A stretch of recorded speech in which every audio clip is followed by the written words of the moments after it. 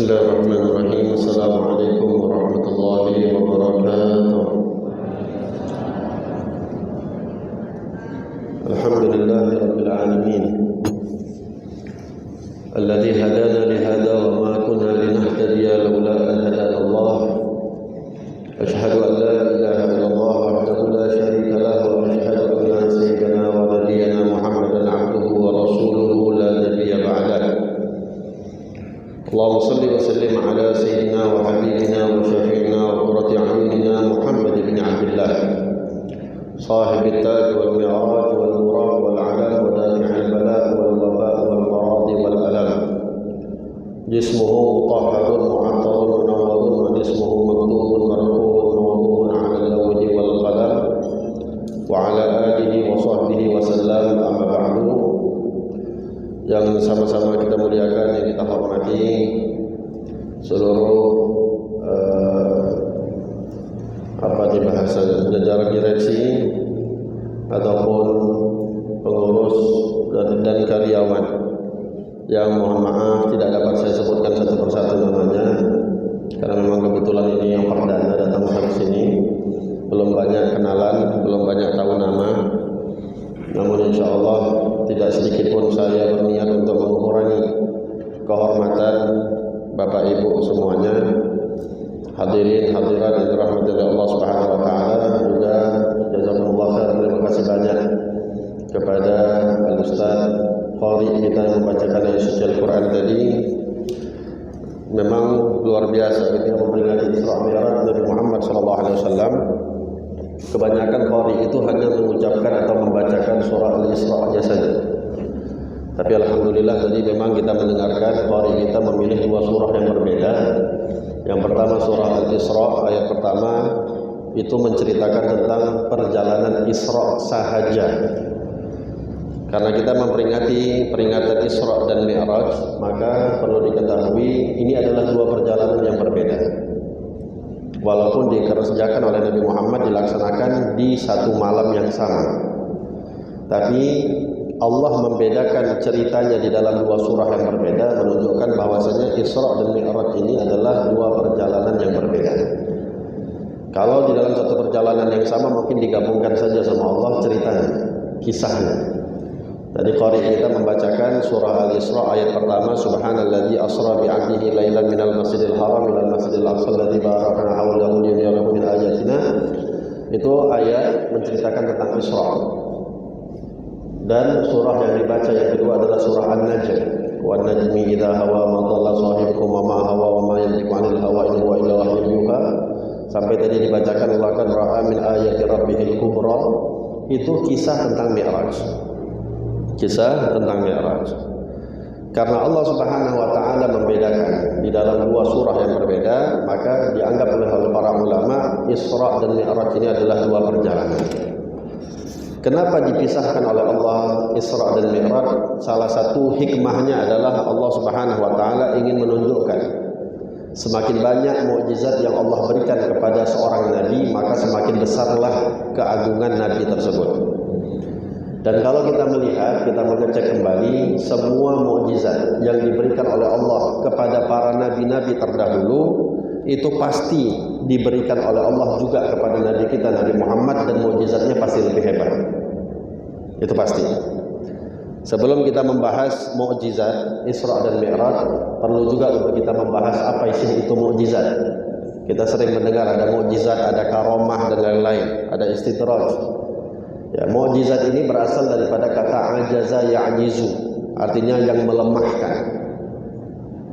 Makna melemahkan di sini adalah apabila mukjizat itu diberikan kepada yang dipilih oleh Allah Subhanahu wa taala, itu menjadikan lemahnya segala-galanya. Lemah otaknya, lemah akalnya, lemah pikirannya bagi siapa yang melihat dan atau yang mendengarkan mukjizat tersebut. Maka hadirin, perjalanan Isra dan Mi'raj salah satu adalah mukjizat yang Allah berikan kepada Nabi kita Nabi Muhammad SAW, yang sampai hari ini mau dipakaikan dengan akal ataupun logika kita nggak akan pernah bisa masuk. Nanti mungkin secara singkat saya akan menceritakan bagaimana sih perjalanannya Nabi Muhammad SAW dan kira-kira berapa lama perjalanan itu dilakukan oleh Rasulullah. Yang mungkin perjalanan itu sudah 1400 tahun yang lalu, dibandingkan dengan sekarang teknologi yang begitu luar biasa berkembang pesat, macam-macam teknologi yang ada di hadapan kita hari ini. Tapi saya yakin sampai detik ini paling tidak belum bisa mengalahkan teknologinya Allah Subhanahu wa taala ketika memperjalankan Nabi Muhammad di dalam Isra dan Mi'rajnya. Bapak Ibu yang dirahmati oleh Allah Subhanahu wa taala, mukjizat, apapun mukjizatnya ya, yang diberikan oleh para nabi-nabi yang terdahulu, tadi saya katakan, itu pasti diberikan oleh Allah kepada Nabi Muhammad dan lebih hebat. Salah satu contohnya, kalau kita mau bahas banyak, salah satu contohnya, kita mengetahui Nabi Musa itu ketika dikejar oleh Fir'aun. Ya, ketika dikejar oleh Fir'aun, itu tongkatnya diketok oleh Nabi Musa atas perintah Allah dapat membelah lautan. Ya, maka siapapun sampai hari ini, sampai detik ini kebetulan melawan dekat, lawan dekat. Cobalah kalau ada di antara kita bawa tongkat ketok-ketok lautan, ada terbelah apa enggak? Kalau ada mungkin koncoannya Nabi Musa alaihissalam, mungkin kawannya Nabi Musa atau punya kehebatan seperti Nabi Musa. Tapi kan itu tidak berlaku sampai hari ini. Padahal Nabi Musa itu ribuan tahun yang lalu sudah meninggalkan dunia, meninggalkan kita semuanya. Ya, akal mana yang menerima? Gak ada. Pikiran mana yang bisa menerima ketok tongkat lautan terbelah? Gak ada yang bisa menerima. Bahkan jangankan kita yang gak melihat langsung, yang melihat langsung ketika itu orang-orang yang ikut sama Nabi Musa aja gak terima. Nabi Musa mau berjalan, Nabi Musa mau jalan, yang ikut gak berani. Kayak mana caranya kok bisa terbelah begini? Nanti kalau kita jalan ke tengah balik lagi dia macam mana? Tenggelam kita semua. Kok bisa? Apa ini sihir dan segala macamnya? Yang melihat langsung saja akalnya langsung lemah, hadirin. Pikirannya langsung lemah. Apalah lagi kita cuma mendengar ceritanya saja. Tapi lebih lagi yang hebat daripada itu, Nabi kita Nabi Muhammad pernah juga membelah sesuatu. Bukan lautan, tetapi bulan yang dibelah oleh Nabi kita Nabi Muhammad SAW. Kenapa saya berani pastikan lautan itu tidak lebih hebat dibandingkan dengan Nabi Muhammad membelah bulan? Walaupun sama, ya baik itu bulan ataupun lautan sama-sama nggak bisa kita belah. Kalau kita pribadi nggak bisa kita belah. Itu dua-dua adalah hebat.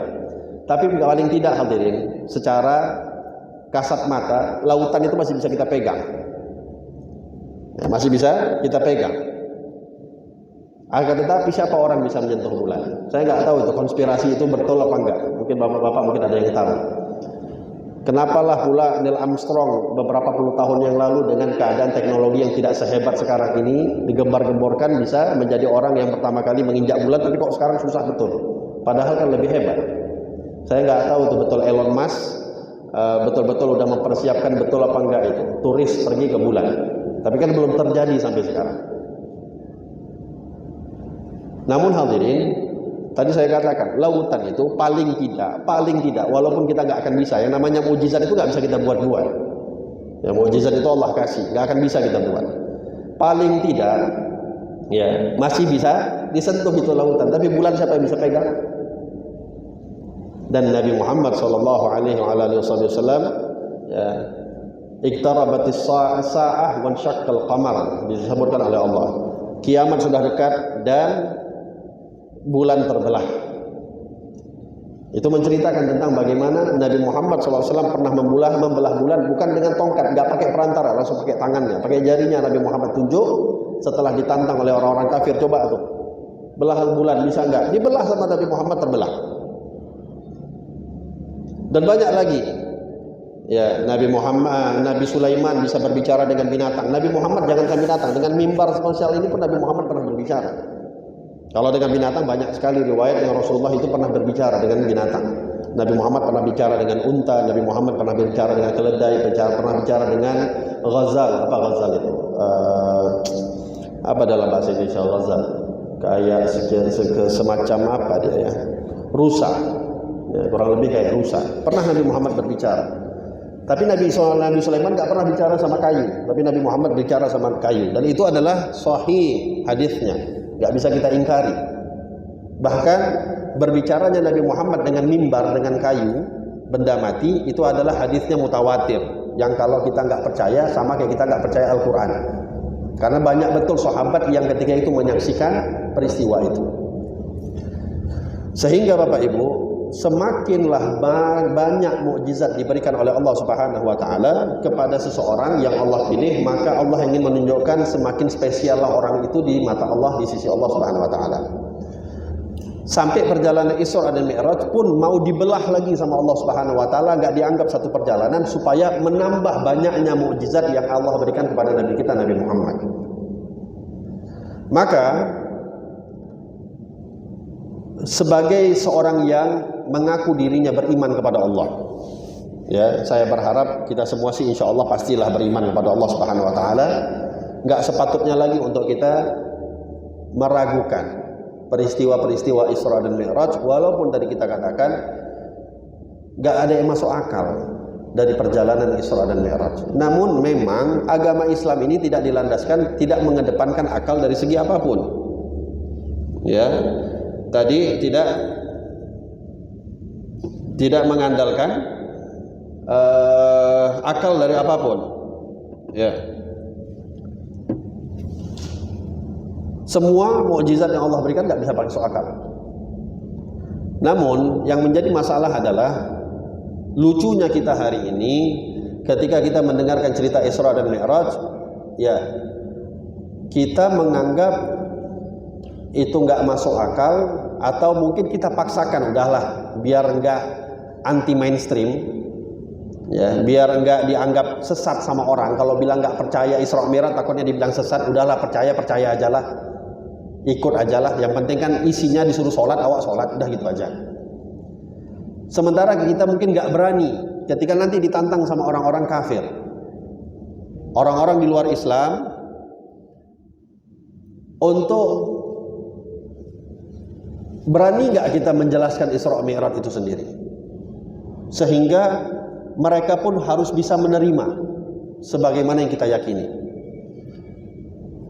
Kalau hanya sekedar kita menceritakan Isra Mi'raj di kalangan kita saja hadirin, maka ya itu tadi, khawatirnya kita takut kena ancaman saja. Kalau nggak percaya nanti dibilang kafir. Ya, sementara kita pengen bukan hanya orang Muslim saja nih yang harus percaya. Ini peristiwa ini harus kita harus bisa berani membuat. Cobalah nanti ada orang-orang, misalnya saudara-saudara kita yang non Muslim mau masuk ke agama Islam, terus tiba-tiba kena peristiwa Isra Mi'raj ini, kita nggak bisa menjelaskan, akhirnya itu yang menyebabkan mereka nanti keluar daripada agama Islam lagi, kan bahaya. Ya, kalau kita hanya mau sekedar mau ambil aman misalnya saja, ya. Oleh sebab itu hadirin, peristiwa Isra dan Mi'raj ini, ya, jangan kita terlalu menganggap wah ini aneh, ini enggak. Karena sebenarnya hakikatnya mukjizat itu enggak selesai. Seakan-akan setelah Nabi Muhammad enggak ada lagi, terus enggak ada lagi mukjizat. Enggak, itu kita salah besar. Kita ini harus betul-betul sadar sekeliling kita ini semuanya ini adalah mukjizat yang setiap hari kita lihat. Ya, setiap hari kita lihat. Bahkan pernah Allah Subhanahu wa taala, ini sebelum kita masuk ke Isra Mi'rajnya ya, kita ceritakan dulu supaya nanti gampang kita terima, enak kok mencerna Isra Mi'raj itu enggak susah kok. Hadirin, Nabi Muhammad itu pernah ditantang sama orang-orang kafir. Diejek Nabi Muhammad. Tuh tengok Tuhannya Muhammad itu.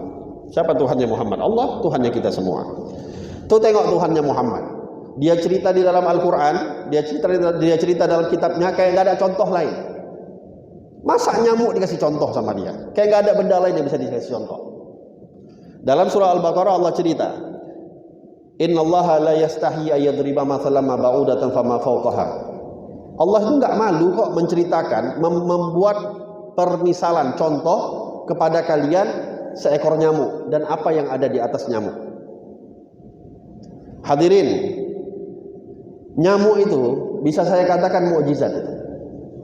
Yang selama ini kita bunuh-bunuhin, macam-macam alatnya, pakai yang dulu yang lingkar-lingkar itu obat nyamuk, sekarang udah main semprot, sampai ada reket-reketnya pun udah ada, yang magnet, yang udah sinar warna biru dan segala macam untuk bunuh satu binatang yang namanya nyamuk. Jadi musuh kita bersama. Tapi subhanallah, itu dibanggakan oleh Allah Subhanahu wa taala, dan Allah mengatakan, "Saya enggak malu. Aku tak malu," kata Allah, "ketika aku memberikan contoh kebesaranku salah satunya adalah nyamuk." Kenapa Allah bilang enggak malu? Coba saya mau tanya. Enggak usahlah kita membuat nyamuk yang hidup, enggak akan mungkin. Ya, robot nyamuk aja sampai sekarang belum ada. Enggak usah kita bilang yang nyamuk yang hidup. Tapi saya coba mau tanya, kalau ada tukang pahat, tukang ukir, dikasih pilihan dia kerjaan, proyek tender, buat gajah sesuai ukurannya diukir, sama nyamuk sesuai ukurannya diukir, yang mana yang dia pilih? Pilih gajah. Siapa orang bisa buat ukiran nyamuk, belum lagi sesuai, di atas nyamuknya itu ada sayapnya, sayapnya ada uratnya, badannya ada uratnya, nyamuk punya kemaluan, kemaluannya punya uratnya, nyamuk punya mata, mata urat punya mata nyamuk juga punya sarafnya, punya uratnya. Gimana membuatnya itu? Belum lagi nyamuk ya punya bulunya dan segala macam. Kayak mana cara membuatnya itu? Jadi dari satu ekor nyamuk saja itu mukjizat yang nggak sampai hari ini lemah kepala kita. Dan subhanallah ya, subhanallah ya. Sekarang di Jepang, di mana lagi yang mengalami resesi penduduk, penurunan penduduk karena minat menikah sudah hilang. Hampir dihitung beberapa puluh tahun yang lagi mungkin bisa jadi punah. Ya, sehingga orang-orang di Jepang atau negara-negara maju lah yang kita anggap maju itu buat ini dan itu segala macam tawaran-tawaran supaya orang mau berminat untuk menikah. Tapi subhanallah nyamuk hadirin, nggak ada rapat, nggak ada nggak ada musyawarah, nggak ada apapun.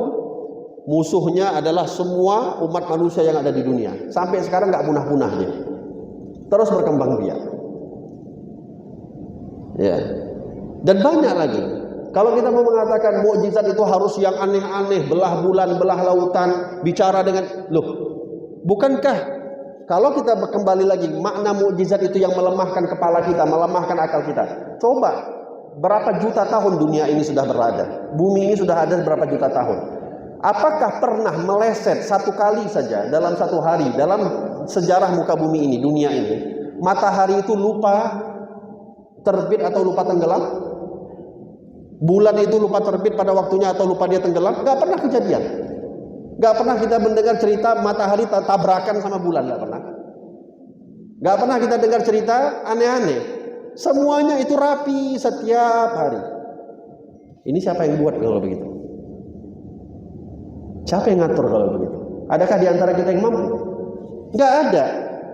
Maka hadirin, kalaulah jutaan tahun semua matahari yang jutaan, yang ribuan besarnya, lebih besar daripada bumi dan segala macamnya, tetap dengan aturan-aturannya, dan pasti ada yang mengatur, yaitu Allah Subhanahu wa taala. Kenapa kok sulit betul kita menerima peristiwa Isra dan Mi'raj yang cuma dikerjakan hanya sesaat? Yang perjalanannya itu cuma hanya dari Masjidil Haram ke Masjidil Aqsa, dari Mekah ke Palestina. Walaupun tadi saya katakan nggak bisa, belum bisa, paling tidak ya, belum bisa sampai hari ini perjalanan Masjidil Haram ke Masjidil Aqsa itu ditempuh sebagaimana singkatnya perjalanan Nabi Muhammad. Tahu nggak bayangan singkatnya itu seberapa? Ada satu riwayat mengatakan fahtazzal arsyu, bukan, Nabi Muhammad qabla ayyabrudal farsh wagadna la jami'al ma'arif. Nabi Muhammad SAW itu berangkat melakukan perjalanan Isra dan Mi'raj. Itu hitungannya begini hadirin. Waktu itu di Mekah, ya, peristiwa Isra Mi'raj itu kan Nabi Muhammad masih di Mekah, belum hijrah. Waktu itu Rasulullah SAW melakukan perjalanan di malam hari, dan di saat itu tidak ada AC, tidak ada kipas, belum ada teknologi AC kipas. Kita ini enak, alhamdulillah, nikmat. Dan ini ingat ini semua yang kita dapatin nikmat, bisa sholat nikmat begini, dingin dan segala macam, nyaman. Hati-hati, jangan lupa untuk kita bersyukur kepada Nabi kita Nabi Muhammad SAW. Perjuangan beliau lah yang menjadikan kita ini ada di sini sekarang. Ya, hadirin, nggak ada kipas, nggak ada AC. Cobalah kalau kita malam-malam sekali-kali, apalagi ini Medan kan lagi luar biasa. Pas lagi nggak ada hujan beberapa minggu yang lalu, panasnya luar biasa. Ya, AC pun udah kita kencangin siang-siang nggak terasa. Coba di malam hari kita tidur nggak pakai AC, nggak pakai kipas. Itu kalau kita bangun agak rasa hangat kasur kita itu. Akan ada terasa hangat kasur kita itu. Digambar, anggaplah hangatnya itu 2 kali lipat karena di negeri Arab mungkin musim panas, lebih panas dia daripada sekarang. Oke, permisalan, perumpamaan, gambaran masa perjalanan Nabi Muhammad dalam Isra dan Mi'raj itu dikatakan Rasulullah itu ketika pergi dibawa oleh malaikat Jibril melakukan perjalanan ini dan itu, sampai balik lagi itu didapati kasurnya Nabi Muhammad yang beliau tinggalkan itu belum hilang hangatnya. Qabla ayyabrudal farsh, kasurnya Nabi Muhammad itu belum dingin, artinya masih hangat. Coba hitung-hitung aja lah sekali-kali, kalau memang kita mau iseng-iseng nanti malam nggak usah pakai AC, nggak usah pakai kipas. Tapi saya yakin nggak ada yang mau juga ngitung. Dianggap Allah ngapain kurang kerjaan. Tapi coba hitung, paling-paling maksimal setengah jam. Paling-paling maksimal setengah jam atau 1 jam lah. Tapi itu nggak, udah kelamaan itu. Itulah perjalanannya Rasulullah. Cobalah kalau kita nggak usah lah pergi bilang-bilang dari Masjidil Haram ke Masjidil Aqsa. Coba kita mau ke Malaysia aja yang dekat. Itu Malaysia itu lebih dekat daripada Masjidil Haram ke Masjidil Aqsa ya. Pergi ke KL. Mau ke airportnya aja udah berapa jam. Belum lagi nunggu boardingnya, belum lagi nunggu ini. Oke lah kita pakai pesawat pribadi. Apakah secepat itu? Nggak akan bisa juga secepat itu. Belum lagi kita masukkan perjalanan Mi'raj. Dan ingat perjalanan Isra, walaupun Allah ceritakan minal Masjidil Haram ilal Masjidil Aqsa, dari Masjidil Haram ke Masjidil Aqsa, bukan hanya itu saja yang dilakukan oleh Nabi Muhammad. Nabi Muhammad itu melakukan perjalanan banyak. Perjalanan Nabi dari rumah, Nabi sholat di Masjidil Haram, dari Masjidil Haram nggak langsung ke Masjidil Aqsa. Nabi itu cerita dalam hadis lebih lengkap. Nabi pernah disinggah sebentar ke Thaibah, kota Madinah. Di situ dibawa sama malaikat Jibril, Muhammad, kau turun di sini sebentar, kau tengok-tengok, itu adalah kota di mana engkau nanti akan hijrah ke situ. Makanya Nabi Muhammad ketika hijrah udah ketahuan mau di mana. Beda sama kita. Kalau kita kan mau hijrah, mau cari pengalaman kerja, mau mencari pengalaman hidup yang lebih baik, masih mikir-mikir, masih kita canang-canang mau ke kota mana yang lebih enak. Tapi Nabi Muhammad udah pasti, memang udah ditunjuk sama Allah bakal hijrahnya ke kota Madinah. Cukup sampai ke Madinah? Enggak. Lanjut lagi Nabi Muhammad pergi kemana? Ada beberapa tempat. Salah satunya ke Bethlehem. Bethlehem itu kalau bahasa Arabnya Baitul Lahmin. Bethlehem itu adalah tempat rumah di mana Nabi Isa dilahirkan. Setelah Bethlehem sempat lagi Nabi Muhammad singgah di pohonnya Nabi Musa. Ketika Nabi Musa berteduh, Nabi sempat singgah lagi ke kuburnya Nabi Musa. Nabi Musa diziarahi makamnya oleh Nabi kita Nabi Muhammad SAW. Baru ujung-ujungnya ke Baitul Maqdis, atau yang sekarang kita lebih sering populer dengan Masjidil Aqsa. Ya, saya kalau teringat Masjidil Aqsa, ya, teringat masih terenyuh saudara-saudara kita yang ada di Palestina sana. Mudah-mudahan insya Allah diberikan kemenangan oleh Allah Subhanahu Wa Taala. Hadirin, saya minta tolong dimanapun saya berada. Mungkin udah tertutup lah berita Palestina dengan berita pilpres kita, ya berita pemilu kita. Tapi ingat, jangan kita menganggap itu udah selesai. Di sana mereka masih dihantam habis-habisan. Jahatnya orang-orang Israel hari ini, mereka mengatakan pindah ke Rafah. Awalnya ke barat Gaza, disiksa juga di barat Gaza. Pindah ke Khan Yunis, juga disiksa. Sekarang di ujung sudah, di Rafah. Di Rafah pun sekarang Israel sudah mengatakan mau bulan Ramadan masuk pun akan kami serang. Ini ingat, ini bukan perang agama lagi hadirin. Ini udah genosida. Ya, karena memang bukan hanya muslim saja yang jadi korban, non muslim, gereja-gereja semuanya hancur. Yang mirisnya kita hari ini, tahu nggak posisi Palestina itu di mana? Atau sekarang yang diperebutkan oleh Israel itu posisinya di mana? Kelilingnya adalah semuanya negeri Arab. Negeri Arab itu apa agamanya kalau bukan muslim? Ingat, berapa juta, berapa ratus juta orang Muslim yang mengelilingi kecilnya negara Israel itu. Oh, orang Arab gak bagus, oh orang ini. Jangan salah, kita pun sama, punya saham yang sama juga. Apa sih yang udah kita buat rupanya? Makanya saya nggak menganggap berlebihan lah ketika ada gembar-gembor boykot itu, saya minta tolong lah. Apa yang bisa kita buatlah. Ya, kasihan, betul-betul kasihan. Kita nggak ngalamin itu. Coba kalau kita ngalamin dan kita melihat orang-orang di luaran sana yang satu agama sama kita, kemanusiaan sama dengan kita, tetapi justru malah menggunakan produk-produk yang hasilnya akan membunuh kita. Kita baru akan sadar di situ. Jadi cobalah kita berandai-andai, kalaulah aku yang mengalami itu, apakah aku akan buat hal yang sama? Ya, maka kita nggak bisa buat apa-apa hadirin. Negara kita bukan untuk suruh pergi ke sana kemari, enggak. Ya, yang bisa kita buat. Jadi jangan kendor lah. Ya, janganlah karena pengennya sesaat saja, ya, hawa nafsu kita yang kita pengenkan ini segala macam, akhirnya kita kalah dengan hawa nafsu kita nggak pikirkan. Sementara dikatakan oleh Nabi kita Nabi Muhammad SAW, al-muslim kal jasadil wahid. Ya, muslim sesama muslim itu adalah sama seperti anggota tubuh yang satu. Sakit yang kiri kena yang kanan, terasa yang kanan. Maka ayolah, sadarlah kita. Apalagi di Masjidil Aqsa hadirin. Percuma kita merayakan Isra dan Mi'raj, tapi nggak ada pikiran kita untuk bagaimana menyelamatkan Masjidil Aqsa yang dulu pernah jadi kiblat kita semua. Itu Nabi Muhammad ketika berangkat perjalanan Isra dan Mi'raj, kiblatnya Masjidil Aqsa, bukan Ka'bah. Ka'bah itu, kebetulan ini di bulan Sya'ban. Bulan Sya'ban adalah bulan peristiwa pemindahan Ka'bah terjadi. Di tahun kedua Hijriah, setelah hijrahnya Nabi. Artinya hadirin, ayo, bukan hanya sekedar kita pikirkan perjalanan Isra hebat dan segala macam, hadiahnya sholat, tapi coba kita pikir. Kita baca loh, Masjidil Aqsa itu disebut oleh Allah dalam Al-Quran. Maaf, pastinya kalau kita mau membandingkan, masjid yang paling mulia adalah Masjidil Haram, itu pasti.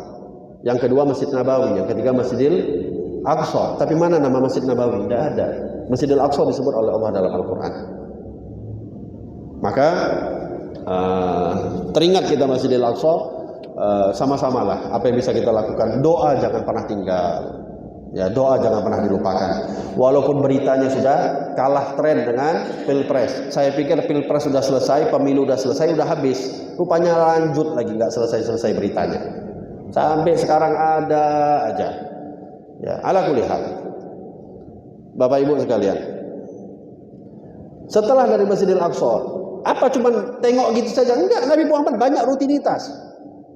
Ya, sampai di saat itu Rasulullah masuk Masjidil Aqsa, masuk ke Baitul Maqdis, sholat lagi di situ. Dan di setiap tempat Nabi singgah itu Nabi sholat 2 rakaat. Di Masjidil Aqsa Nabi sholat 2 rakaat. Bersama siapa? Dengan para nabi-nabi yang lain. Dari Nabi Adam sampai Nabi Isa semuanya kumpul. Dan itu yang menjadi imamnya adalah Nabi kita Nabi Muhammad SAW. Baru setelah itu perjalanan Mi'raj berjalan. Dan naiklah Nabi Muhammad langit 1, 2, 3, 4, 5, 6, 7, Sidratul Muntaha dan seterusnya sampai kepada satu daerah yang Rasulullah SAW tidak lagi sebut namanya apa. Ya, ingat. Langit 1 disebut sama Nabi ceritanya, langit 2, langit 3, 4 sampai Sidratul Muntaha Nabi sebut.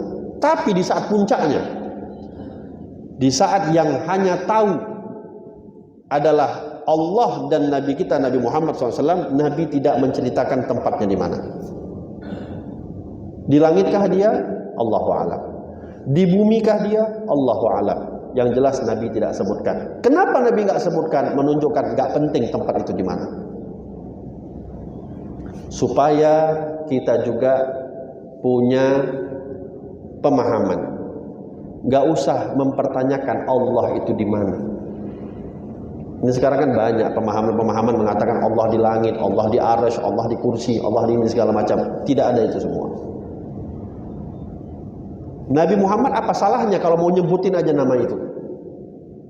Toh yang lain-lain semuanya disebut. Kenapa itu saja nggak disebut sama Nabi Muhammad? Menunjukkan Allah tidak bertempat. Di mana berjumpanya? Allahu a'lam. Loh, bagaimana Allah dikatakan di dalam Al-Quran Allah berada di atas arsy? Oke, saya mau tanya, siapa duluan yang ada? Allah apa arsy?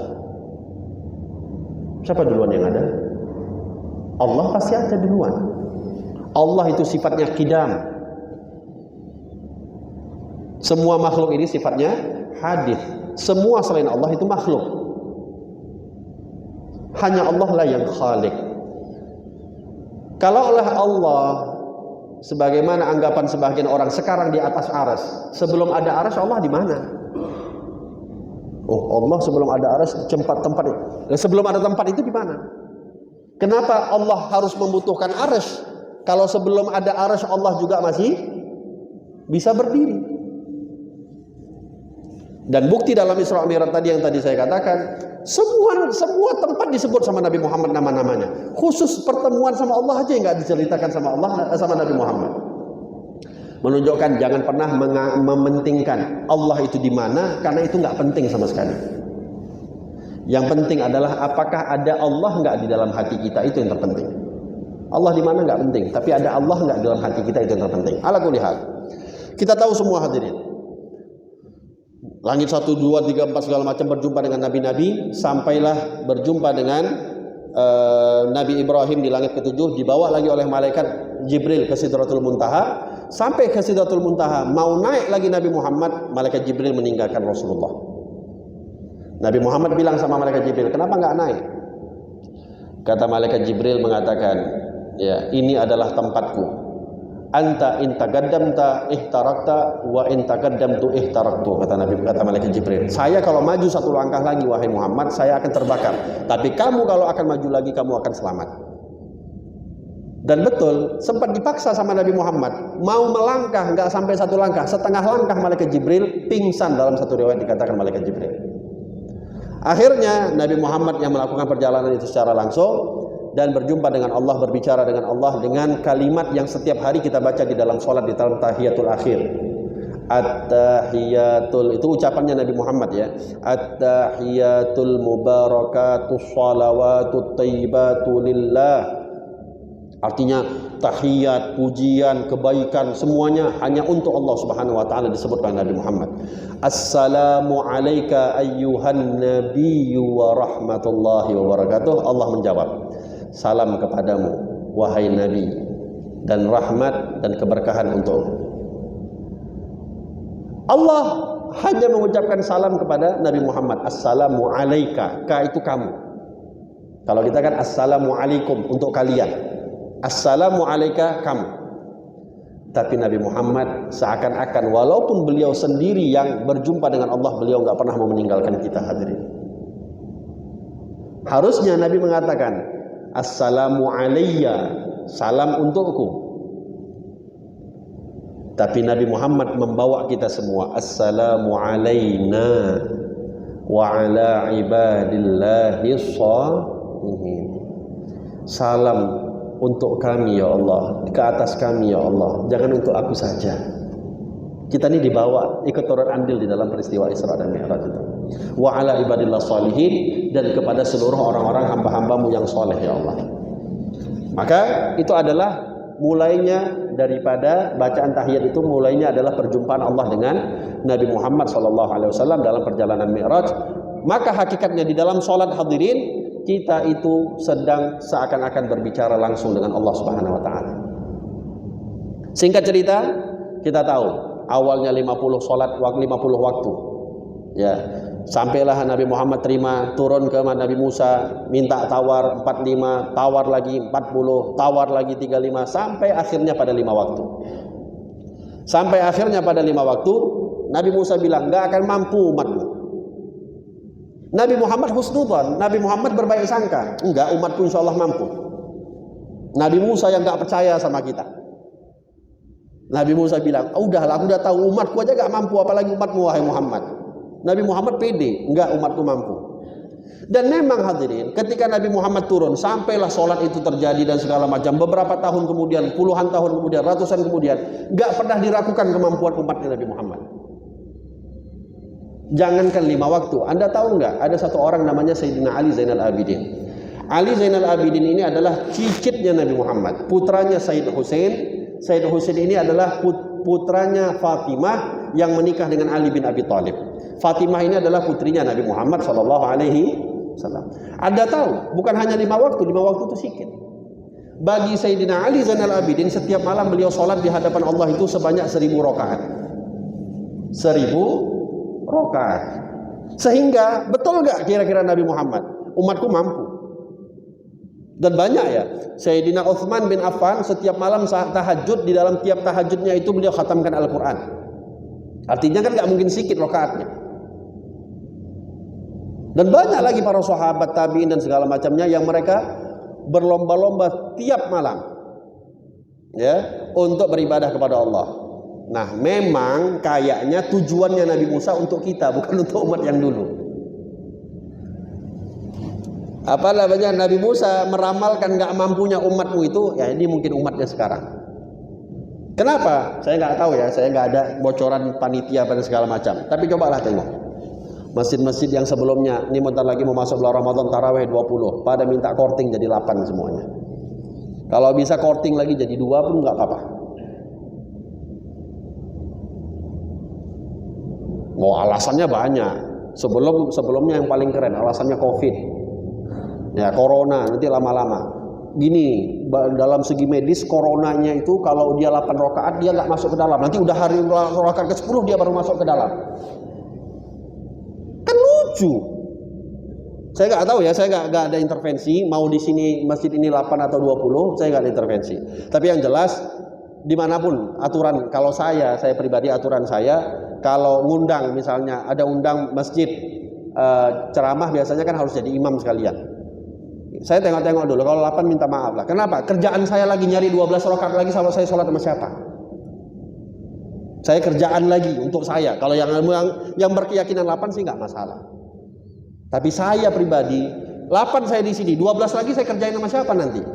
Nggak ada kawan lagi saya. Makanya saya sering tolak kalau yang tidak 20. Hadirin, itulah tadi. Dengan berbanyak macam-macamnya alasan. Ya, taraweh di korting-korting, yang sholat 5 waktu pun kena korting. Ya, makanya jangan heran. Dan ingat ya, sholat itu Bapak Ibu, jangan kita menganggap baru ada syariatnya setelah Nabi Muhammad Isra Mi'raj. Enggak. Sholat itu udah ada dari dulu. Dari Nabi Adam itu udah sholat, cuma caranya berbeda-beda. Ada yang mungkin ya, saya nggak tahu pasti. Ada yang mungkin rukunya lebih lama. Ada yang mungkin sholatnya cuma sujud saja. Ada yang mungkin tahiyat langsung. Beda macam-macam. Tapi yang jelas sholatnya cuma 1 waktu setiap Nabi. Yang spesial dari Isra dan Mi'raj ini perintah sholat dan 5 waktunya. Duhur, asar, maghrib, isya, subuh. Tamam. Tapi subhanallah, kayak kita ini persis seperti apa yang diramalkan oleh Nabi Musa. Jangan banyak-banyak 5, minta 1 aja kayak kami dulu. Makanya mungkin banyak zaman sekarang ini, mungkin sisa-sisa Bani Israel. Sholatnya cuma maghrib aja. Duhurnya entah di mana, asarnya entah di mana. Yang hebatnya lagi tadi kata pengurus masjid, Habib kalau di sini sholat 5 waktunya masih agak ya lumayan lah, agak lapang. Tapi kalau Jumatnya penuh. Oh berarti kalah Bani Israel. Bani Israel itu 1 hari sekali, ini seminggu sekali. Sholatnya seminggu sekali. Banyak lagi saya punya kenalan setahun sekali, setahun 2 kali. Idul Fitri sama Idul Adha. Ya, jadi ini memang malulah sebenarnya kita ya. Malulah sebenarnya kita. Nabi Muhammad itu udah bela-belain loh. Ya, nggak mau wajahnya malu lagi. Masa 5 pun nggak bisa, berat kali. Harus tawar lagi, enggak, udah cukup, 5 pun aku nggak mau lagi, malu aku, kata Nabi Muhammad. Rupanya kejadian. Maka hadirin, saya minta tolonglah, seburuk-buruknya apapun yang kita lakukan, sejahat-jahatnya kita, sebandit-banditnya kita, sholat 5 waktu jangan pernah tinggalkan. Anda mau, maaf ya, beberapa kali Nabi Muhammad itu mengatakan, berapa banyak orang yang minum minuman yang memabukkan, alkohol, wahwa muslim, dia masih muslim. Berapa banyak orang yang berzina, wahwa muslim, dia muslim. Berapa banyak orang mencuri, dia muslim. Nabi Muhammad sadar. Artinya walaupun kita sebagai seorang muslim, kita terjatuh daripada perbuatan-perbuatan yang tidak diridhai Allah, itu ada. Dan memang kalau kita lihat di negeri kita, yang paling banyak itu kan semua. Cobalah. Di mall mana pernah kita kehilangan sendal, tapi kalau di masjid sering. Yang buat siapa? Apa mungkin orang non muslim datang tiba-tiba cuma ngambil sendal kita di masjid? Kan nggak mungkin. Pasti kan kita semua. Awak-awak juga. Belum lagi sekarang lebih parah. Karena judi online, tabungan masjid, brankas masjid pun hilang. Kacau memang. Bapak Ibu sekalian, sebangsat-bangsatnya kita, sejahat-jahatnya kita, seburuk-buruknya kita, 5 waktu jangan pernah tinggalkan. Mudah-mudahan kalau 5 waktu ini kita senantiasa jaga ucapan Allah dalam Al-Quran, inna sholata tanha anil fahsyai wal munkar. Suatu saat sholatmu itu akan melarang engkau daripada perbuatan keji dan munkar. Tapi kalau udah kita buat jahat, kita buat maksiat, kita buat dosa, sholat pun tidak, jangan ada harapan untuk bisa masuk ke dalam surga. Maka minta tolong, apalagi ini sebentar lagi mau masuk bulan Ramadan, waktunya pas. Ayolah, yang sholatnya bolong-bolong, ayo kita mulai. Ya, pelan-pelan kita perbaiki. Yang sholatnya rajin di pagi hari, ya sholat duhanya nampaknya rajin, padahal pakai kunut. Ya, nggak sholat subuh maksudnya. Telat bangunnya.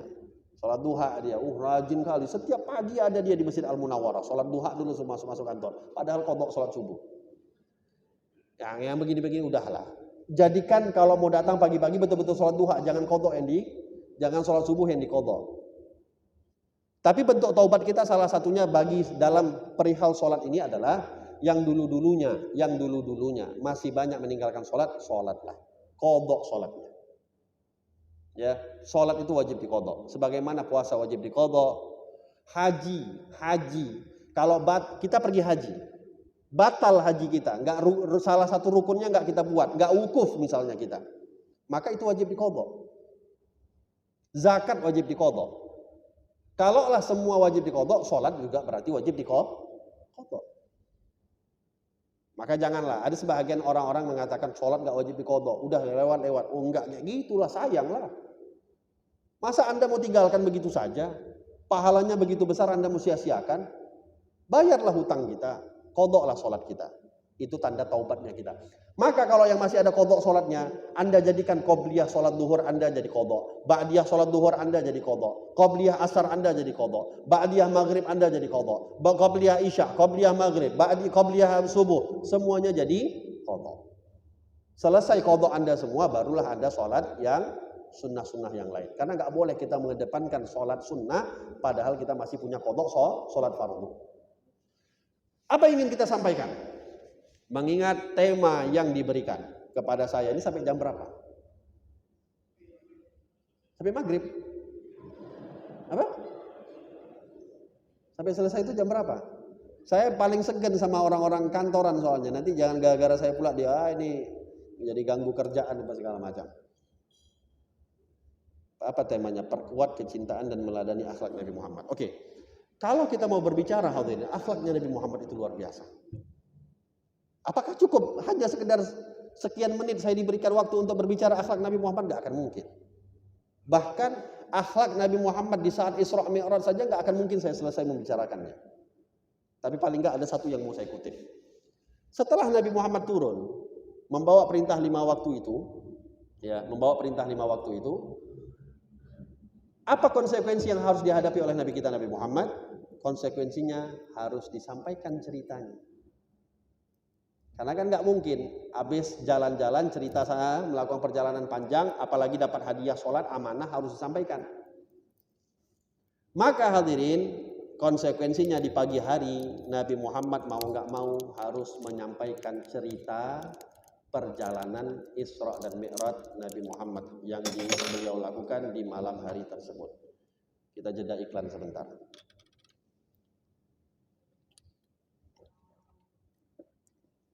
Oke. Subhanallah. Pernah nggak kita sadar? Kalau kita betul-betul belajar perjalanan Isra dan Mi'raj, Nabi itu ketika cerita perjalanan, ketika cerita di kota Mekah, Nabi nggak pernah menceritakan perjalanan Mi'raj. Ya, Isra itu tadi yang Masjidil Haram ke Masjidil Aqsa. Mi'raj itu yang dari perjalanan-perjalanan langit. Hadirin, setiap pagi memang kebetulan Abu Jahal, kenal Abu Jahal? Tahu Abu Jahal kan? Pernah dengar? Abu Lahab pernah dengar? Abu Janda pernah dengar? Oke. Setiap pagi memang rutinitasnya Abu Jahal dan gak pernah bosan dia. Anda seharusnya jangan mau kalah sama Abu Jahal. Ya, jangan mau kalah seharusnya kita sama Abu Jahal. Saya kok nggak enak duduk di sini, nggak nampak badan saya. Saya pindah aja ya. Itu Abu Jahal punya setiap hari rutinitas. Apa rutinitasnya Abu Jahal? Setiap pagi dia tanya sama Nabi Muhammad. Muhammad, apa cerita hari ini? Apa cerita hari ini? Ada kabar apa hari ini? Kenapa? Abu Jahal penasaran, kira-kira ada wahyu apa tadi malam. Jadi pagi-pagi dia setiap hari tanya. Ada apa tadi malam? Tujuannya apa? Mau cari kesalahannya Nabi Muhammad. Subhanallah, memang kebetulan setiap apapun yang disampaikan oleh Nabi Muhammad daripada wahyu Allah gak pernah ada yang salah. Semuanya betul dan semuanya kagum. Abu Jahal pun kagum. Sampai-sampai dikatakan, saking suka cari taunya Abu Jahal itu sampai dia sebelum mati. Ya, karena memang kan Al-Quran setelah Abu Jahal mati pun tetap turun wahyunya. Abu Jahal kan mati di kapan? Ada yang tahu? Nggak ada yang tahu. Abu Jahal mati itu di saat perang Badar. Perang Badar itu tahun kedua Hijriah. Artinya masih ada sisa 9 tahun lagi setelah itu. Wahyu masih sering turun. Itu dikatakan dari pertama kali wahyu Nabi Muhammad diberikan oleh Allah sampai Abu Jahal mati dia hafal semua ayat itu. Jadi yang modalnya setiap sholat cuma baca qul huwallahu ahad sama qul a'udzu birabbil falaq masih jauh kalah Anda sama Abu Jahal. Ya, yang modal setiap maghribnya Al-Falaq An-Nas, zuhurnya Al-Falaq An-Nas, asarnya Al-Falaq An-Nas, maghribnya agak kreatif. Al-Ikhlas, Qul huwallahu ahad sama apa? Inna a'tainakal kautsar. Ya, lebih-lebihnya itu enggak. Itu Anda jauh kalah sama Abu Jahal, masih jauh kalah. Dan yang tadi saya katakan, kita harus punya sifatnya Abu Jahal apa? Mau tanya setiap hari. Apa ilmu baru yang harus disampaikan? Cuman jangan seperti Abu Jahal. Abu Jahal tanya ilmu baru tujuannya apa? Untuk menyerang, counter, bukan untuk menambah keimanan, menambah pengetahuan. Ini yang salah. Kan ada nih orang-orang buka Twitter, buka Instagram, buka Facebook, cari kesalahan orang. Apa nih ada kabar baru? Salah ngomong apa enggak dia? Ada salah ngomong, laporkan undang-undang ITE. Itu kayaknya undang-undang ITE pun kadang-kadang mungkin ya ada Abu Jahalnya juga turun andil di situ. Mungkin. Tukang apa jadi kesalahannya orang? Ala kulli hal. Tiap pagi ditanya, apa cerita? Kalau memang ada wahyu-wahyu yang lain diceritakan sama Nabi Muhammad, dihafal sama Abu Jahal. Nggak ada salah, udah dia diam. Pas kena pulang Isra dan Mi'raj, ditanya, kebetulan, Muhammad apa cerita? Disebut sama Nabi, Subhanalladzi asra bi 'abdihi lailan minal masjidil haram ilal masjidil aqsa alladzi barakna haulahu linuriyahu min ayatina wasamil basir. Ya, semalam aku berjalan. Dari mana? Dari Mekah. Kemana? Baitul Maqdis. Baliknya kapan? Tadi malam juga.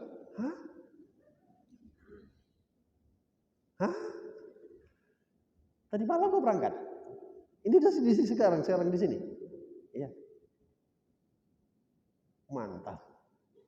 Dapat salahnya Muhammad dalam hatinya Abu Jahal. Selama ini nggak pernah dapat silap, sekarang dapat. Hadirin, mana ada orang percaya? Dulu perjalanan itu 1 bulan pergi, 1 bulan pulang. Dari Masjidil Haram, dari Mekah. Orang-orang Mekah itu sering pergi berdagang ke Syam. Salah satunya ke Baitul Maqdis. 1 bulan pergi, 1 bulan tiba-tiba ada orang bilang setengah jam. Maka lagi-lagi saya katakan hati-hati. Jadilah kita sebagai orang mukmin jangan pernah mengedepankan akal. Kalau Anda mengedepankan akal daripada urusan agama, ketetapan Allah, maka tidak ubahnya kalah kita dengan Abu Jahal. Abu Jahal senangnya luar biasa. Hari berbahagia bagi Abu Jahal. Dapat juga akhirnya silapnya Muhammad. Makinlah diompak, istilah orang Medan ompaan, diompak-ompain lah sama Abu Jahal. Coba kalau kau cerita kayak gini sama orang, nanti ku kumpulin, mau nggak? Buat istilahnya stand up comedy lah gitu, kumpul semuanya. Mau nggak? Nabi Muhammad bilang boleh, nggak masalah. Betul ya, betul. Oke. Dikumpulin sama Abu Jahal. Memang ini kan pemimpin ya, Abu Jahal ini kan kepala. Istilahnya kalau Pak Direksi yang udah kumpulin, siapa yang nggak berani kumpul? Semuanya datang. Tapi coba yang di belakang-belakang yang ngajak, mana ada yang belum datang? Pak Direksi yang manggil semuanya kumpul. Datanglah MC-nya Abu Jahal. Hadirin hadirat. Ini saya kumpulkan sebentar dulu. Ada cerita keren. Cerita mantap ini. Muhammad mau cerita. Semalam dia pergi ke Mekah, dari Mekah ke Baitul Maqdis. Dan dia udah berani bilang pagi ini dia sudah bersama-sama kita. Mau cerita lengkapnya? Kita persilahkan Muhammad berbicara. Dia ambil mic sama Nabi Muhammad cerita. Dan ingat, Nabi Muhammad cerita hanya peristiwa Isra saja, tidak ada peristiwa Mi'raj. Tidak ada peristiwa Mi'raj. Kenapa? Nabi Muhammad mau tengok respon, komentar netizen bagaimana. Kalau netizen percaya perjalanan Isra, mungkin dilanjut dengan perjalanan Mi'raj. Tapi kalau netizen udah nggak percaya, apa mau disambung lagi? Akhirnya hadirin, ceritalah Nabi Muhammad semuanya dari awal sampai akhir. Betul, Isra saja yang diceritakan oleh Nabi Muhammad sudah menyebabkan banyaknya, jangankan orang kafir mengolok-olok Nabi, yang beriman sudah jadi murtad. Banyak yang beriman jadi murtad. Kenapa? Pertama digoyang terus sama Abu Jahal dan sekutunya. Wah, tuh tengok tuh diketawa-ketawain. Waduh. Anda kalau melihat psikologisnya Rasulullah di saat itu, ya cobalah bayangkan. Satu orang yang berbicara kebenaran, tapi semua termasuk pengikutnya tidak percaya sama dia. Bayangkan bagaimana psikisnya orang tersebut. Tapi memang Nabi kita punya satu sifat, qulil haqqa walau kana murra. Tetaplah berkata yang jujur, tetaplah berkata yang benar walaupun konsekuensinya itu pahit. Hadirin, saya teruskan sedikit sebelum saya mundur. Itu dikatakan, memang karena Nabi Muhammad ini orang yang sangat jujur, orang yang sangat dipercaya, gak pernah berdusta sekalipun dalam hidupnya, gak pernah bohong sekalipun. Walaupun cerita itu dianggap gak masuk akal di masa itu, tapi masih banyak juga yang mempertanyakan, Muhammad. Aduh, kalau orang lain yang berbicara, bahasanya gini, kalau orang lain udah gak percaya lagi kamu. Tapi kau pula yang ngomong. Gini aja lah, tes aja dulu. Tes. Kalau tes ini kan berarti, kalau memang udah gak masuk akal, harusnya kan mereka tinggalkan. Tapi karena memang mereka gak pernah ragu kalau Nabi Muhammad bercerita, jadi mereka masih mau tes. Itu akal mereka waktu itu, apa istilahnya, berantam di kepala mereka itu. Saling bertengkar, betul apa enggak betul, akhirnya cerita. Satu orang namanya Waraqah bin Nawfal, dia bilang, Muhammad, gini aja lah udah. Kami ini tahu kau gak pernah ke Baitul Maqdis sebelumnya. Sementara kami sering bolak-balik ke sana. Kami masuk Masjidil Aqsa. Kau bilang kau sholat di Masjidil Aqsa. Ya, aku sholat di situ. Kau bilang kau masuk. Oke. Gini aja, kami udah hafal betul itu. Sekarang aku mau tanya. Sampaikan kepada kami, kalau memang kau betul-betul masuk Masjidil Aqsa, berapa jumlah pintu Masjidil Aqsa? Oh. Hadirin bayangkan, Nabi Muhammad itu tujuannya mau jumpa Allah, bukan mau tengok-tengok pintu Masjidil Aqsa. Walaupun disinggahkan, tapi bukan itu tujuan utama. Gak ada terlintas di pikiran Nabi. Masuk Masjidil Aqsa, tengok-tengok lah. 1, 2, 3, 4, 5. Sana ada pintu? Nah, nanti biar bisa dijawab. Gak ada pikiran Nabi kayak gitu. Ini pun secara spontan coba. Kalau kita nggak hitung sekarang, saya nggak tahu. Banyak yang nggak tahu berapa pintunya masjid ini. Subhanallah. Lihatlah Nabi Muhammad ya. Kalau Allah itu sudah membantu seseorang hamba, Allah kalau sudah menolong, memberikan pertolongan kepada seorang hamba, Anda nggak perlu takut lagi sebenarnya. Paket lengkap diberikan sama Allah.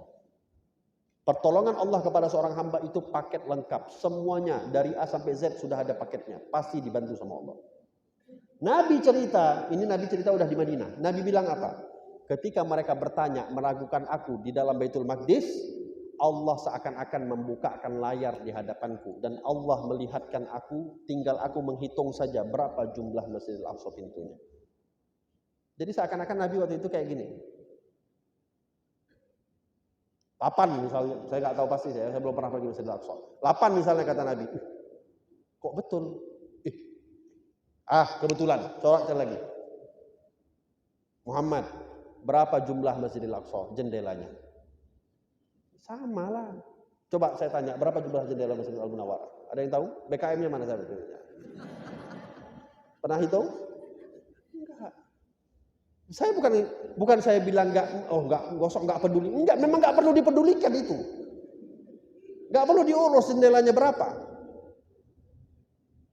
Tapi lagi-lagi ditanya jendela, ditanya tiang, ditanya pintu, Allah kata Nabi Muhammad, Allah menampakkan aku, tinggal aku menghitungnya berapa. Cuma setelah dijawab betul semuanya oleh Rasulullah, yang namanya hasud tidak akan pernah bisa menerima kebenaran. Makanya hati-hati, hasud ini berbahaya. Hasud ini iri hati hadirin. Ini maaf, harus saya sebutkan. Di kerjaan, di kantoran, kadang-kadang suka timbul sifat-sifat semisal ini. Ya, nggak suka sama seseorang, entah karena jabatannya di atas kita atau mungkin kerjaannya mendahului kita dan segala macamnya. Ini hati-hati. Hasud ini nggak pantas dimiliki oleh seorang muslim. Hasud ini dosa pertama yang dilakukan di langit dan dosa pertama yang dilakukan di atas muka bumi. Kenapa saya katakan dosa pertama yang di langit? Gak maunya iblis menyembah sujud kepada Nabi Adam, padahal Allah yang perintahkan. Kenapa? Dia merasa lebih hebat, hasud dari Nabi Adam. Khalaqtani minan nari wa khalaqtahu minat tin. Engkau ciptakan dia ya Allah engkau ciptakan aku dari api, dia dari tanah, masa aku sujud sama dia? Hasud. Gak terima Allah, padahal bukan berarti harus Nabi Adam lebih mulia, enggak, cuma sujud saja. Dosa pertama di atas muka bumi adalah pembunuhannya Qabil membunuh Habil. Kenapa? Hasud, Nabi Adam lebih sayang sama Habil. Makanya hasud ini dosa pertama di langit, dosa pertama di bumi. Jangan sampai ada pada kita. Oke. Puncaknya hadirin, Nabi Muhammad dibawa sama Abu Jahal. Karena waktu itu satu orang gak ikut. Siapa dia? Abu Bakar As-Siddiq. Kurang pas kalau Abu Bakar gak dengar. Abu Jahal mau semuanya meragukan Nabi Muhammad. Akhirnya minta izin lagi, Muhammad, satu orang lagi, please, satu orang lagi. Abu Bakar, kalau kamu mau cerita depan Abu Bakar udah selesai. Boleh? Boleh. Sama siapapun boleh. Santai kali Nabi. Nabi itu santai betul. Boleh, ayo, mana? Pergi ke rumah Abu Bakar As-Siddiq, cerita sana sini dari awal sampai akhir. Abu Jahal udah bangga kali ini, pasti kayak kawan-kawan yang sebelah yang belakang tadi ini. Pasti udah murtad semua nanti habis ini. Biar Abu Bakar juga murtad maunya Abu Jahal. Nabi Muhammad cerita sampai selesai, Abu Bakar tuh ya Allah, cerita dia dengar begini. Sampai selesai cerita Nabi, Abu Bakar masih kayak mau nunggu lagi, ada nggak cerita-cerita yang lain lagi yang lebih menakjubkan. Rupanya dipotong Abu Jahal. Bos, komentar lah. Kasihlah komen. Loh, kata Abu Bakar, udah selesai. Loh udah, itu mau apa lagi? Ini kan udah gak masuk akal, mau tambah lagi gak masuk akal. Loh udah selesai kata Abu Bakar. Udah kata Nabi Muhammad. Abu Jahal, capek-capek kau bawa Nabi Muhammad cerita depan aku hanya untuk cerita kayak gini, supaya aku ragu sama dia. Apa kata Abu Bakar? In kana qad qala faqad shadaqa. Selagi yang berbicara adalah Muhammad, semuanya aku percaya. Selagi yang berbicara adalah orang ini, semuanya aku percaya. Enggak ada yang aku percaya. Bahkan aku udah percaya lebih parah daripada itu. Apa yang lebih parah daripada itu, kata Abu Jahal? Tiap hari dia bilang Allah kasih wahyu untuk dia. Aku nggak pernah tengok Allah yang mana melalui malaikat Jibril. Nggak pernah aku tengok Jibril itu kayak mana bentuknya. Aku percaya apa yang diucapkan sama dia. Setiap hari aku percaya sama Muhammad. Akhirnya hadirin, peristiwa inilah yang menyebabkan Abu Bakar mendapatkan gelar As-Siddiq. Dengan As-Siddiqnya Abu Bakar membenarkan ucapan Nabi Muhammad sampai hari ini. Masih ada orang yang beriman kepada Allah, beriman kepada Nabi Muhammad, mengaku menjadi umatnya Nabi Muhammad. Kalau Abu Bakar hari itu nggak ada, Abu Bakar juga tidak mempercayai Nabi Muhammad, maka jangan pernah harapkan lagi ada orang yang beriman kepada Rasulullah hari ini. Karena sudah dipastikan hampir semuanya tidak ada lagi percaya sama Nabi Muhammad. Yang ingin saya sampaikan hikmahnya adalah, lihat Rasulullah. Tadi saya katakan, beliau mempunyai sifat kulil haqqa walau kana murra. Sampaikan yang hak, yang benar walaupun itu pahit. Hadirin, kira-kira apakah Nabi Muhammad nggak tahu ketika beliau menceritakan kepada Abu Jahal dan orang-orang kafir Quraisy yang lainnya peristiwa yang beliau lakukan Isra saja menyebabkan mereka membenci Nabi Muhammad? Konsekuensinya Nabi Muhammad tahu. Apakah Nabi Muhammad nggak tahu kalau Nabi cerita perjalanan Isra itu kepada mereka, justru malah Nabi Muhammad semakin diolok-olok? Nabi Muhammad tahu. Nabi Muhammad semakin dihina? Nabi Muhammad tahu. Bahkan Nabi Muhammad sadar bahwasanya kemungkinan besar pengikutnya pun akan meninggalkan beliau. Tapi di antara sifat dan akhlaknya Nabi kita, Nabi Muhammad SAW, yang harusnya kita miliki, khususnya kita sebagai umat Nabi Muhammad, umat Muslim, ingat, katakanlah apa adanya. Katakanlah yang sebenarnya. Katakanlah kebenaran, jangan pernah mengharapkan tunggu komentar netizen. Ya. Jangan pernah seakan-akan kalau ada kebenaran itu terjadi, kita tutupi karena khawatir tidak diterima oleh netizen.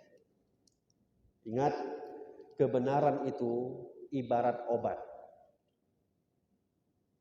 Kebenaran itu ibarat obat. Pahit terkadang rasanya, tapi dia menyembuhkan. Namun kebohongan, ya, itu ibarat virus, ibarat bakteri, ibarat penyakit. Kadang-kadang enak rasanya, tapi dia mematikan. Nabi Muhammad tetap berjalan dengan konsekuensinya.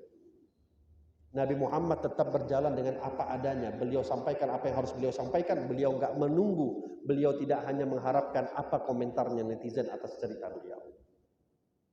Enggak peduli, karena yang beliau sampaikan hak. Coba ini ada yang dimiliki oleh setiap kita hadirin. Yang mohon maaf hari ini, banyaknya kita menulis di sosial media kita. Banyak kita berbicara dimanapun kita berada, hanya karena untuk menyenangkan komentarnya netizen.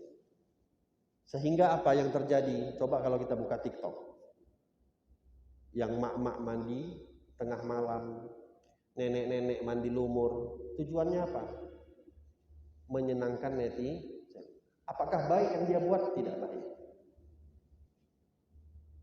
Ucapan-ucapan yang dilakukan, walaupun ucapannya tidak memiliki etika dan moral sekalipun, yang penting menyenangi netizen.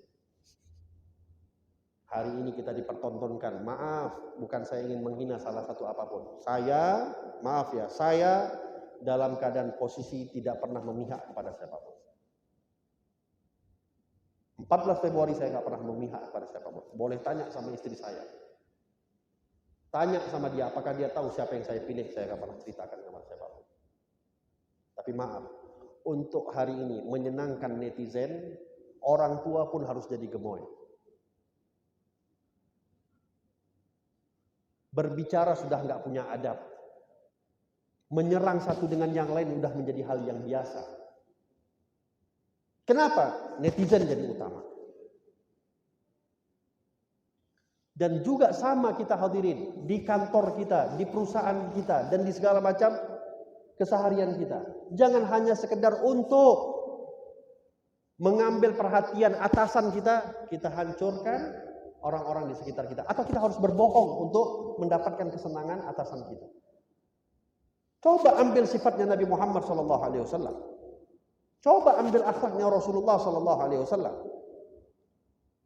Kalau Anda senantiasa berada dalam hal yang lurus, tegak lurus, Anda tidak akan pernah peduli siapapun yang ada di hadapan Anda, rintangan yang Anda akan hadapi.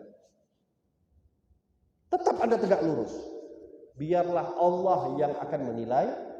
Belajar kita daripada Nabi Muhammad SAW. Terakhir, karena ini juga perlu disampaikan, kita berada di tanggal 9 Sya'ban atau 10 Sya'ban. Ya, hari ini sudah 10 Sya'ban. Sebentar lagi 14 Sya'ban. Ada satu malam yang istimewa, yang sangat harus kita perhatikan, takutnya kalau nggak diingatkan akan terlewatkan, yaitu malam nisfu Sya'ban. Itu letaknya kalau tidak salah saya hari Sabtu malam Ahad. Hati-hati. Ini banyak anak-anak SMA. Jadikan malam Ahad depan ini bukan untuk malam pacaran. Bukan malam untuk bercewek, bukan malam untuk nongkrong. Itu malam nisfu Sya'ban, malam di mana Allah Subhanahu wa taala menggantikan catatan amal kita dalam satu tahun. Sebelum maghrib, ya, Allah ambil catatan amal kita tahun lalu, maghribnya Allah gantikan dengan catatan amal tahun baru. Dan Nabi SAW mengatakan, Allah mengampuni sebanyak-banyaknya hamba di malam nisfu Sya'ban. Bagi siapa orang yang meminta ampunan kepada Allah Subhanahu wa taala, kata Rasulullah SAW, sebanyak sya'ri ghanami kalbin. Sebanyak sya'ri ghanami bani kalbin. Sebanyak bulu domba Bani Kalab. Bani Kalab ini satu kampung di masa Rasulullah, terkenal satu kampung itu banyak pelihara domba. Satu domba saja nggak pernah bisa kita hitung berapa jumlah bulunya. Kalaulah ribuan, ratusan ribu domba yang ada pada diri mereka, yang ada pada mereka, sebanyak itulah jumlah Allah akan mengampuni dosa-dosa kita. Tapi ingat, ada dua golongan yang Allah tidak akan ampuni di malam nisfu Sya'ban.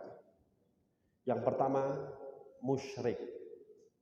Orang yang syirik kepada Allah Subhanahu wa taala. Ya, orang yang syirik kepada Allah Subhanahu wa taala. Maaf, saya yakin insya Allah orang-orang yang ada di sini nggak lagi lah, mana pernah kita dengar nyembah pohon, nyembah matahari, nyembah itu nggak ada lagi lah sudah. Kalau kita pasti ditanya nyembah siapa, pasti nyembah Allah. Tapi maaf, orang Muslim banyak yang pergi ke dukun. Orang Muslim masih banyak percaya dengan ramalan. Orang Muslimah yang perempuan tiap pagi kerjaannya tengok zodiak. Ini hari ini beruntung apa enggak?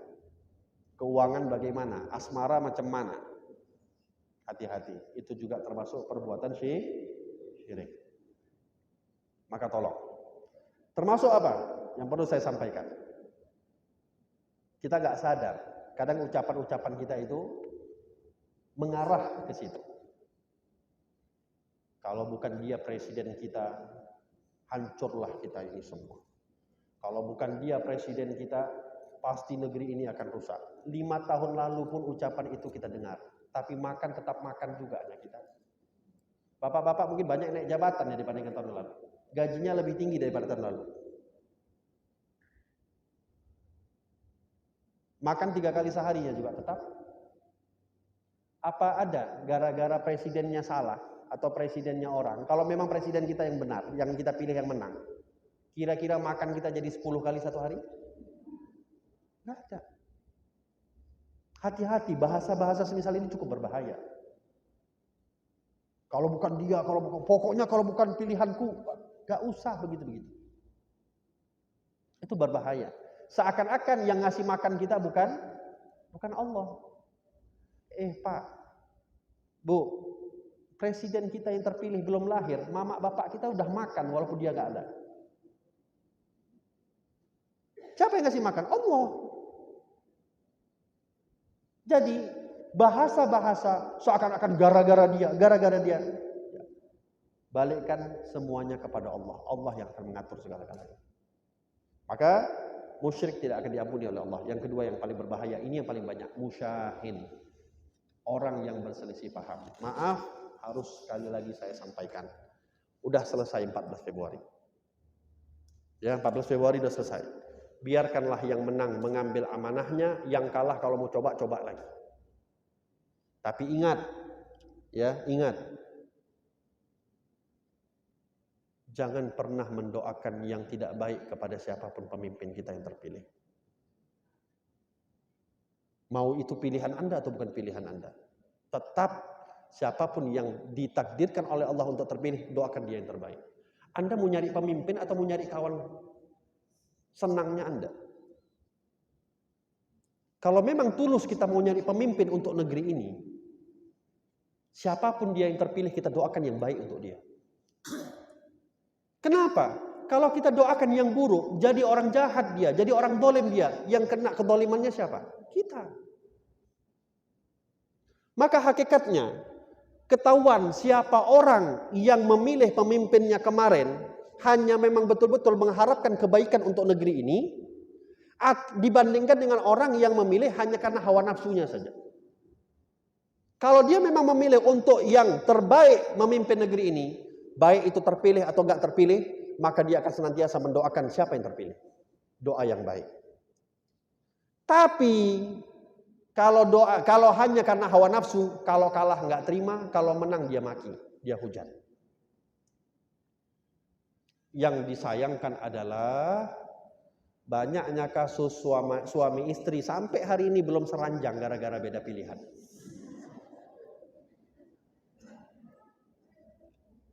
Masih banyak.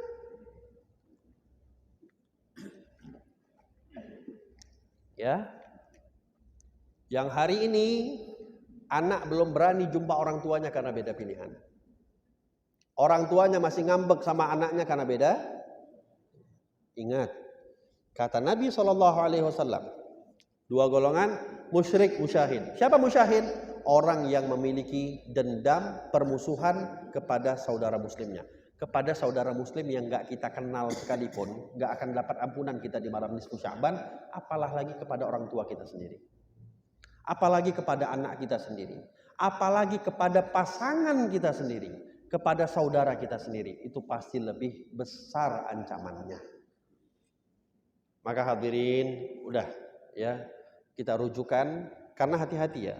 Jangankan hanya malam nisfu Sya'ban. Ramadan pun gak akan dapat ampunan. Ramadan tambah 2 lagi. Semua orang diampuni oleh Allah di bulan Ramadan kecuali 4. Musyrik, musyahin, yang masih terbiasa minum minuman alkohol, minum minuman keras. Yang keempat, akun diwalideh, orang yang durhaka sama orang tua. Tetap 2 ini yang paling dijaga, musyrik dan musyahin. Tolong, selesai. Kita hanya sekedar menunggu, ya, menunggu apa yang diputuskan oleh KPU kita.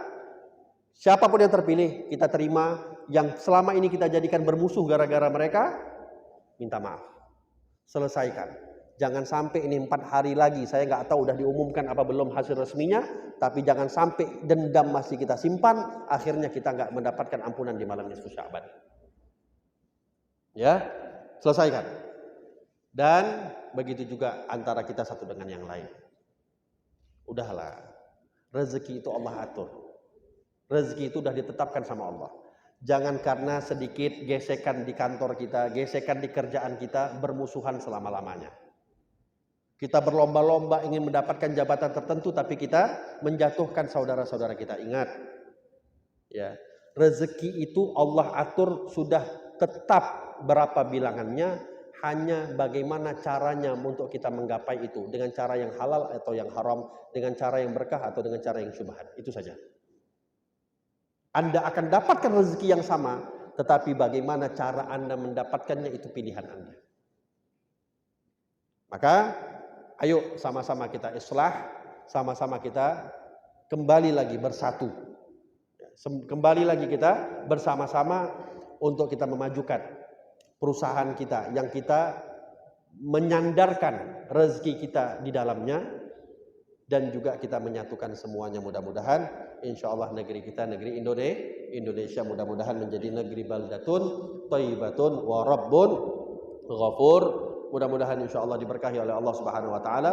Sama-sama kita memohon kepada Allah Subhanahu wa taala agar mudah-mudahan insya Allah perkumpulan kita perkumpulan yang dirahmati oleh Allah Subhanahu wa taala, perkumpulan yang diridhai oleh Allah Subhanahu wa taala, perkumpulan yang mendatangkan rahmat dari Allah Subhanahu wa taala. Amin amin ya rabbal alamin. Perkumpulan kita pada hari ini menjadi perkumpulan yang menjadi sebab Allah Subhanahu wa taala mengampuni dosa-dosa kita semua. Kesalahan-kesalahan kita dimaafkan oleh Allah Subhanahu wa taala. Amin. Amin ya rabbal alamin. Tidak keluar kita daripada tempat ini melainkan seluruh dosa-dosa kita telah diampuni oleh Allah Subhanahu wa taala.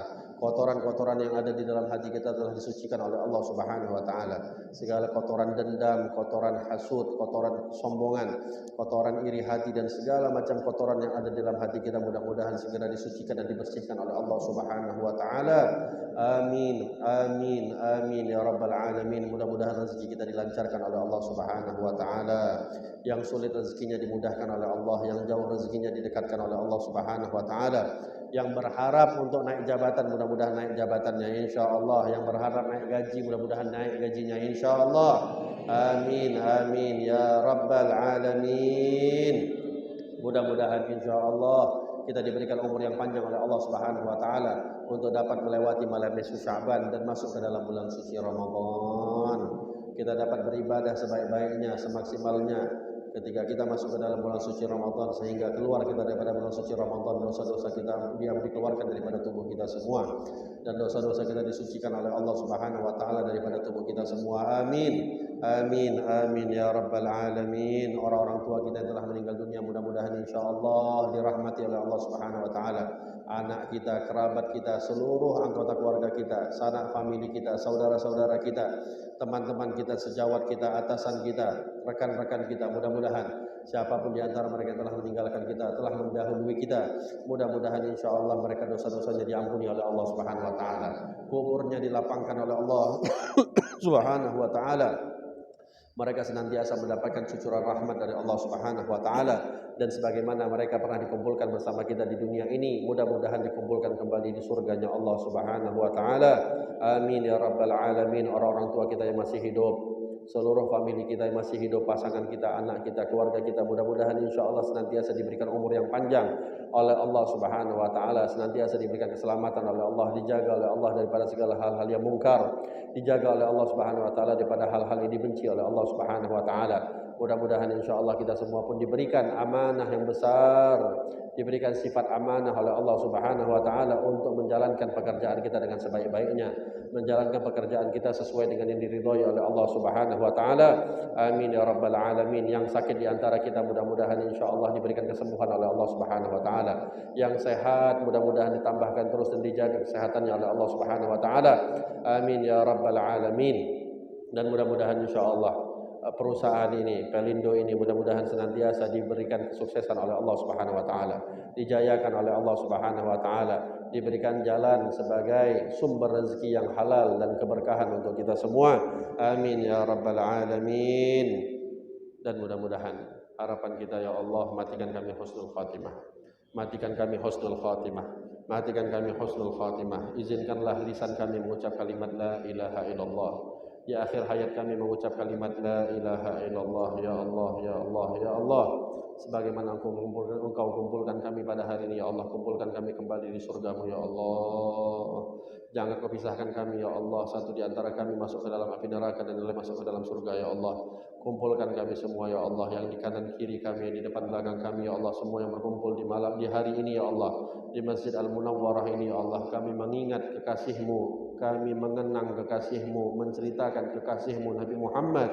Ya Allah, kumpulkan kami di surga bersama kekasih-Mu Nabi Muhammad sallallahu alaihi wa ala alihi wa sahbihi wasallam. Amin amin amin amin amin ya rabbal alamin. Allahumma ja'al hadza jam'ana jam'an marhumah, tafarraqana min ba'dihi tafarruqan ma'sumah, wa la syaqiyya wa la mahrumah bi rahmatika ya arhamar rahimin. Allahumma arinal haqqa haqqan warzuqna ittiba'ahu, wa arinal batila batila warzuqna ijtinabah. Allahumma ja'al hawana tab'an lima ja'a bihi Nabi Muhammadin Sallallahu alaihi wa ala alihi wasallam. Ya Allah, saudara-saudara kami yang yang ada di Palestina, ya Allah, berikanlah kemenangan untuk mereka, ya Allah. Tolonglah mereka, ya Allah, turunkan pertolongan-Mu, ya Allah, untuk mereka, ya Allah. Kami yang ada di sini tak mampu berbuat banyak, ya Allah. Ya Allah, Engkaulah yang Maha menolong, ya Allah. Engkaulah yang Maha menguasai, ya Allah. Ya Allah, ya Allah, ya Allah. Janganlah Engkau sakiti hati kami dengan mendengar kabar-kabar pada mereka, ya Allah. Dengan kami mendengar cerita-cerita tentang mereka, ya Allah. Cukup terluka kami tak bisa berbuat apapun, ya Allah. Cukup terluka kami tidak bisa berbuat banyak untuk mereka, ya Allah. Hanya doa ini yang kami dapat sampaikan, ya Allah. Hanya dengan doa ini yang dapat kami sampaikan kepadamu, ya Allah. Pertolongan mereka untuk mereka, ya Allah. Pertolongan-Mu untuk mereka, ya Allah. Segerakan, ya Allah. Segerakan, ya Allah. Hancurkanlah orang-orang yang ingin menghancurkan kaum muslimin. Hancurkanlah orang-orang yang ingin menyakiti kaum muslimin. Birahmatika ya arhamar rahimin. Rabbana zalamna anfusana wa lam taghfir lana wa tarhamna lanakunanna minal khasirin. Allahumma barik fi baqiya min ayyamina fi hadha syahr Sya'ban. وبلغنا رمضان عين على القيام والصيام واحفظنا من جميع الآثام يا ذا الجلال والإكرام. ربنا آتنا في الدنيا حسنة وفي الآخرة حسنة وقنا عذاب النار. ربنا تقبل منا إنك أنت السميع العليم وتب علينا إنك أنت التواب الرحيم. وصلى الله على سيدنا محمد وعلى آله وصحبه وسلم بفضل سبحان ربك رب العزة عما يصفون وسلام على المرسلين والحمد لله رب العالمين. Saya mohon maaf atas segala kelancangan kata. Wabillahi taufiq wal hidayah. Wassalamualaikum warahmatullahi wabarakatuh.